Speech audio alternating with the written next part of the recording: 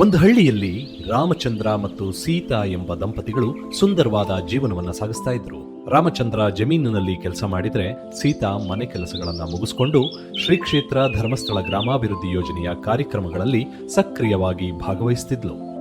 ಹೀಗಿರುವಾಗ ರಾಮಚಂದ್ರನಿಗೆ 3-4 ದಿನಗಳಿಂದ ಎಡಬಿಡದೆ ಜ್ವರ ಕಾಣಿಸ್ಕೊಳ್ತು.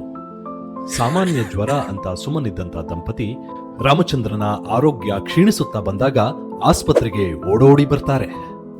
ಅಯ್ಯೋ ದೇವ್ರೆ, ಏನಪ್ಪ ಮಾಡೋದು? ಇವ್ರಿಗೆ ಬೇರೆ ಹುಷಾರಿಲ್ಲ.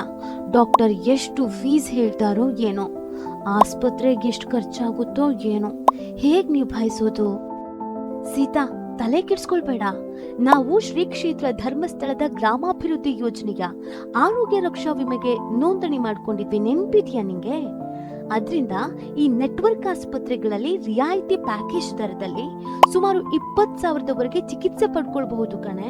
ಹಲವು ಚಿಕಿತ್ಸೆಗಳು ಕ್ಯಾಶ್ಲೆಸ್ ಕೂಡ ಆಗುತ್ತೆ ಕಣೆ. ಇವರಿಗೆ ಬಂದಿರೋದು ಡೆಂಗ್ಯೂ ಜ್ವರ. ಪ್ಲೇಟ್ಲೆಟ್ ಕೌಂಟು ಕಡಿಮೆ ಆಗ್ತಾ ಇದೆ, ತಕ್ಷಣ ಟ್ರೀಟ್ಮೆಂಟ್ ಕೊಡಬೇಕು. ಆಸ್ಪತ್ರೆಗೆ ಅಡ್ಮಿಟ್ ಮಾಡಿಬಿಡಿ. ಡಾಕ್ಟರ್ ಅಡ್ಮಿಟ್ ಮಾಡೋಕ್ ಹೇಳಿದ್ದಾರೆ.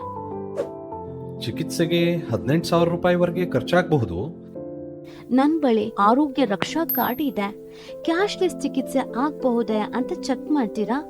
ಮೇಡಮ್, ನಮ್ದು ನೆಟ್ವರ್ಕ್ ಆಸ್ಪತ್ರೆಗಳಲ್ಲಿ ಒಂದಾಗಿದೆ.